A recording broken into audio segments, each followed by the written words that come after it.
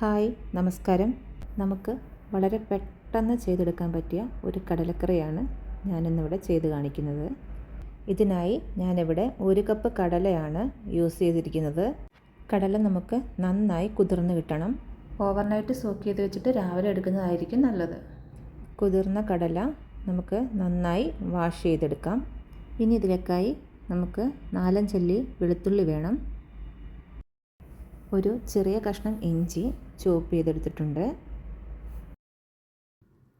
ഒരു 2 പച്ചമുളക് ചെറുതായി അരിഞ്ഞത്, ഒരു 2 സവാള ചെറുതായി അരിഞ്ഞെടുത്തിട്ടുണ്ട്.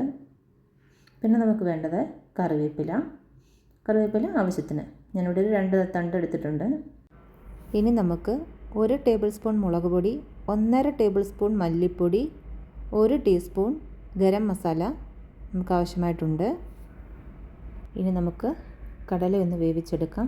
കുക്കറിലേക്ക് കടല ഇട്ട് കൊടുത്തു, അതിലേക്ക് സവാള ആഡ് ചെയ്ത് കൊടുത്തു. സവാള നമ്മൾ കടലയോടൊപ്പം തന്നെ കുക്കറിൽ വേവിച്ചെടുക്കുകയാണ് ചെയ്യുന്നത് കേട്ടോ. ഇനി നമുക്ക് ഇത് വേവാൻ ആവശ്യത്തിനുള്ള വെള്ളം ഒഴിച്ചു കൊടുക്കാം. ഇവിടെ ഞാൻ ചൂടുവെള്ളമാണ് ഒഴിച്ചു കൊടുക്കുന്നത്. ഇത് പെട്ടെന്ന് നമുക്ക് വെന്ത് കിട്ടും. ആവശ്യത്തിന് ഉപ്പിട്ട് കൊടുക്കാം. കുറച്ച് മഞ്ഞൾപ്പൊടി ആഡ് ചെയ്യാം. എന്നിട്ട് അടച്ചു വെച്ചിട്ട് നന്നായിട്ട് വേവിച്ചെടുക്കാം. കടല നമുക്ക് നന്നായി വെന്ത് കിട്ടണം. ചുവട് കട്ടിയുള്ള ഒരു പാത്രത്തിലേക്ക് ആവശ്യത്തിന് വെളിച്ചെണ്ണ ഒഴിച്ചു കൊടുക്കാം. വെളുത്തുള്ളി ആഡ് ചെയ്യാം, ഇഞ്ചി ആഡ് ചെയ്യാം, പച്ചമുളക് ആഡ് ചെയ്ത് കൊടുക്കാം, ആവശ്യത്തിന് കറിവേപ്പില ഇട്ട് കൊടുക്കാം. ഇവ നന്നായി ഒന്ന് മുരിഞ്ഞ് വരുന്നിടം വരെ നമുക്ക് ഇളക്കി കൊടുക്കാം. ഒരു ബ്രൗൺ നിറമാകുന്നത് വരെ മൂപ്പിച്ചെടുക്കണം. എന്നിട്ട് ഇതിലേക്ക് നമ്മൾ എടുത്ത് വെച്ചിരിക്കുന്ന മസാല എല്ലാം ആഡ് ചെയ്ത് കൊടുക്കണം.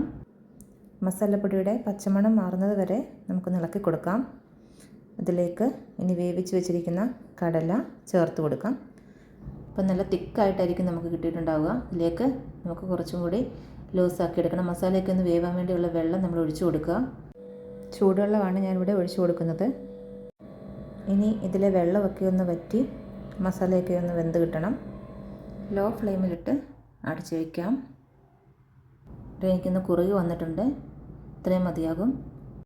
ഇനി നമുക്ക് ഫ്ലെയിം ഓഫ് ചെയ്യാം. നല്ല ടേസ്റ്റി ആയിട്ടുള്ള നല്ല തിക്ക് ഗ്രേവിയോട് കൂടിയ കടലക്കറി നമുക്ക് ഈസി ആയിട്ട് കിട്ടിയിട്ടുണ്ട്. ഇത് ഞാൻ തേങ്ങയൊന്നും അരച്ച് ചേർത്തിട്ടില്ല, അധികം ഓയിൽ ഉപയോഗിച്ചിട്ടില്ല, അധികം മസാല ഉപയോഗിച്ചിട്ടില്ല. നിങ്ങൾക്ക് ഇഷ്ടമായെങ്കിൽ ഷെയർ ചെയ്യുക, ലൈക്ക് ചെയ്യുക, സപ്പോർട്ട് ചെയ്യുക. Thanks for watching.